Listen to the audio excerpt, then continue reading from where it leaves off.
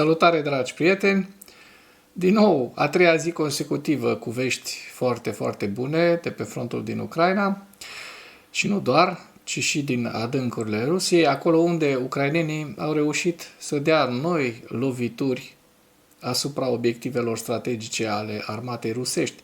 Subiectele principale ale analizei noastre de astăzi sunt: dronele ucrainene au atacat centrala Toglia Tazot și centrala termoelectrică din Oriol, Rusia, una caldă, una rece din partea Statelor Unite ale Americii. Vă prezint pe cea caldă. Departamentul Trezoreriei de Stat a SUA a ridicat sancțiunile impuse a mai multor companii care furnizau echipament pentru complexul militar industrial al Rusiei. De fapt, asta este una foarte, foarte rece, nu una caldă. Cea caldă este că Trump a semnat bugetul apărării SUA, care include și ajutorul pentru Ucraina.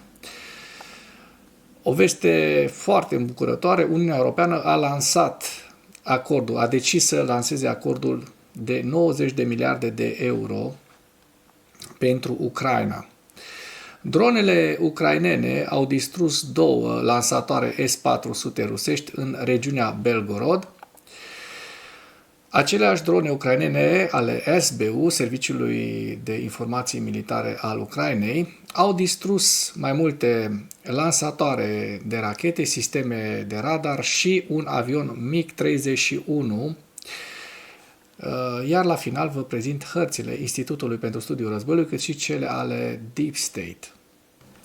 Dronele ucrainene au atacat centrala Toglia Tazot și centrala termoelectrică Oriol din Rusia.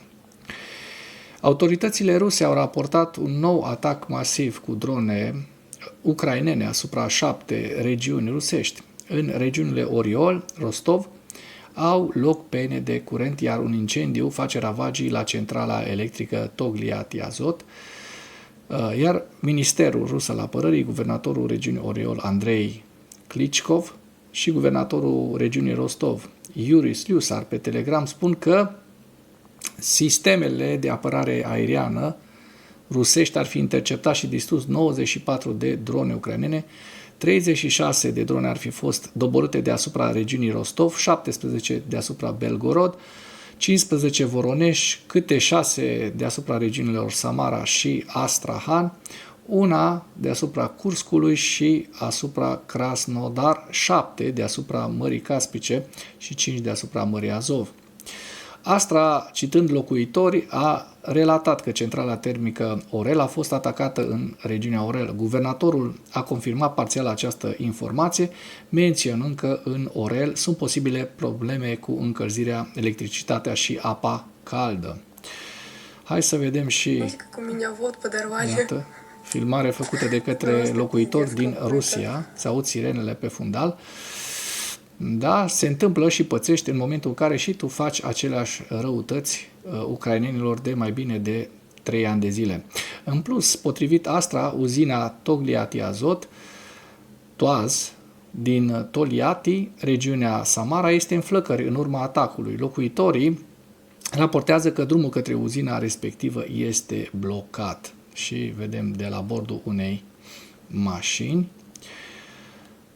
Toaz este o companie chimică rusească, unul dintre cele mai mari 10 producători de amoniac din lume. Guvernatorul regiunii Rostov a raportat de asemenea un atac cu drone petrecut peste noapte, care a dus la pene de curent. Bun, așa îmi place. Departamentul Trezoreriei de Stat a SUA a ridicat sancțiunile impuse mai multor companii care furnizau echipamente complexului militar industrial al Rusiei. Apare acest lucru pe site-ul Departamentului Trezoreriei americane. Printre aceste companii se numără și compania cipriotă Veles International Limited și proprietarul acesteia Dimitri Mugaenko. Aceasta este o filială a unei companii de investiții cu sediul la Moscova. Cu toate acestea, entitățile juridice cu sediul la Moscova ale acestei organizații rămân sub sancțiuni. În plus, SUA au ridicat sancțiunile impuse companiei 365 Days Freight Services FZCO cu sediul în Dubai și companiei turce Etasis, care au exportat echipamente sancționate în Rusia pentru a furniza aceste echipamente pentru a fi utilizate în complexul său militar-industrial. Restricțiile au fost ridicate și pentru compania finlandeză high-tech Koneisto și pentru managerul său de top, cetățeana finlandeză Evgenia Dremova. Aceștia au furnizat echipamente optico-electrice, de fapt, și de laborator companiilor rusești aflate sub sancțiuni. SUA nu dezvăluie momentan motivele acestei decizii. În plus, nu se știe dacă Washingtonul își va schimba politica față de companiile rusești care au fost destinatarii finali ai produselor provenite de la acești intermediari. Din păcate, se întâmplă și astfel de lucruri. Ucraina este defavorizată de mai mult timp de către președintele Trump, în mai multe rânduri, dar iată, există și decizii corecte și atunci când acestea sunt, trebuie să le spunem. Trump a semnat bugetul apărării american, care include și ajutor pentru Ucraina. Acesta a semnat proiectul de lege privind bugetul uriaș al apărării americane în valoare de 901 miliarde de dolari pentru 2026. Documentul include și asistență pentru Ucraina. Trump a semnat acest buget, proiect de buget pentru apărarea americană, ieri 18 decembrie. Legea reglementează finanțarea programelor Departamentului Apărării, a construcțiilor militare și a programelor de securitate națională coordonate de Departamentul Energiei și Departamentul de Stat. În plus, acest buget acoperă și măsuri de îmbunătățire a bunăstării personalului militar și definește noi competențe pentru implementarea schimbărilor în domeniul securității naționale și internaționale, comerțului și sistemului judiciar. În ceea ce privește Ucraina, documentul prevede 800 de milioane de dolari, câte 400 de milioane de dolari în 2026 și 2027 în cadrul inițiativei de asistență pentru securitate care prevede achiziționarea de arme americane pentru forțele armate ucrainene. Destul de puțin, dar gestul contează.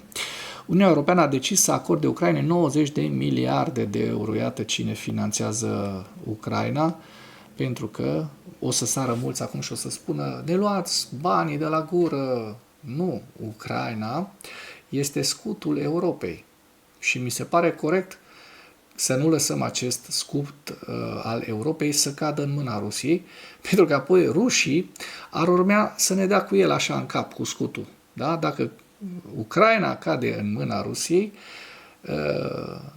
rușii ne vor da în cap cu ucrainenii, așa cum au făcut-o și în al doilea război mondial, dacă vă aduceți aminte. Toți cei care criticați Ucraina și vă oripilați de ce au făcut ucrainenii în al doilea război mondial atunci când au intrat în România, uitați să spuneți că erau sub comanda Armatei Roșii a Imperiului Răului, Imperiului Bolșevic, sub comanda lui Stalin. Iar toate comenzile pe care le-au făcut și toate crimele care s-au săvârșit de către ucraineni în România, pentru că există astfel de crime, erau, bineînțeles, sub răspunderea lui Stalin și a Imperiului Sovietic. Așadar, Uniunea Europeană a decis foarte bine să dea un împrumut comun pentru Ucraina în valoare de 90 de miliarde de euro. Decizia a fost luată după ce Uniunea Europeană a respins opțiunea împrumutului pentru reparații care fusese discutată cu mult timp înainte.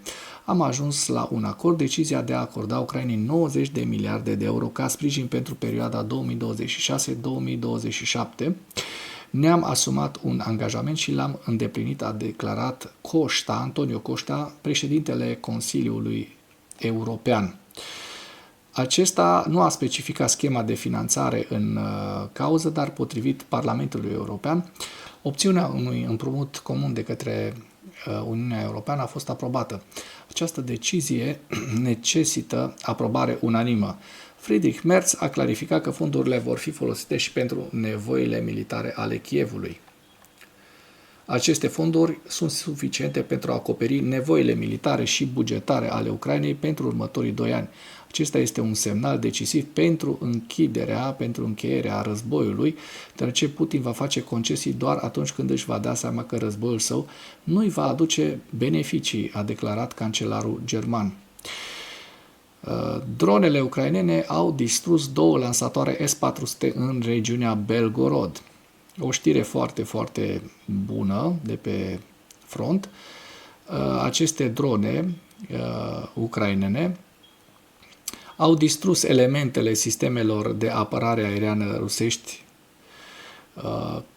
pe data de 14 decembrie în zona operațională a regimentului 568 rachete antiaeriene al forțelor armate rusești. Operatorii dronelor de atac ale brigăzii 15 separate de recunoaștere a artileriei Pădurea Neagră au obținut aceste rezultate. Prin urmare, potrivit statului major general, 2 lansatoare ale sistemului de rachete antiaerian rusesc S-400 Triumph au fost distruse împreună cu muniția de pe acestea. Imaginile publicate arată unități antiaeriene rusești călătorind de-a lungul unui drum de câmp, probabil în timpul unei schimbări de poziții de luptă. Analistul Osint Moklasen de pe X a analizat înregistrarea video și a aflat că lansatoarele S-400 au fost lovite de către dronele ucrainene în apropierea statului Verlikhi Oșaneț, la aproximativ 50 de kilometri de graniță. Da, foarte, foarte interesant și în aceeași ton este și această informație. Dronele SBU au distrus un avion, o aeronavă MiG-31 și sisteme antiaeriene rusești. Dronele Alpha ale Serviciului Militar de Informații ucrainean SBU au atacat aerodromul Belbek din Crimea, ocupată temporar, distrugând echipamente în valoare de sute de milioane de dolari. Vedem despre ce echipamente este vorba. Și, în primul rând, este vorba despre faptul că în noaptea de 17 spre 18 decembrie, dronele cu rază lungă de acțiune de la Centrul de Operațiuni Speciale al Serviciului de Securitate al Ucrainei Alpha au efectuat cu succes atacuri împotriva apărării aeriene rusești pe aerodromul militar Belbek din Crimea. Și ce au distrus de fapt ucrainenii? Potrivit Serviciului de Informații, următoarele obiective au fost lovite în urma acestor atacuri cu drone ucrainene. 2 sisteme de detectare radar cu rază lungă de acțiune Nebo SVU. Prețul uneia, conform estimărilor SBU, este de aproximativ 60-100 de milioane de dolari. Radarul 92N6, care este o componentă a sistemului de rachete antiaeriene S-400 Triumph, prețul estimat pentru piața internă este de 30 de milioane de dolari, iar la export de 60 de milioane de dolari. Aceste sisteme trebuia să ajungă în India, pentru că rușii sunt datori. Indienii au comandat, au și plătit de mult aceste sisteme, dar ei nu pot să le livreze pentru că pierd o grămadă de astfel de sisteme pe front. Da? Sistem de rachete antiaeriene Pantsir S-2, preț estimat pentru piața internă de 12 milioane de dolari, la export 19 milioane de dolari. Mai avem avion MiG-31 cu muniție completă, preț estimat 30-50 de milioane de dolari în funcție de configurație și armament. Deci, oameni buni, se observă foarte bine că ucrainenii reușesc să distrugă zilnic și să macine zilnic armata rusă, să o scuture de sute de milioane de euro sau de dolari, nu-s pe departe, astfel încât în ziua 1395 a războiului din Ucraina,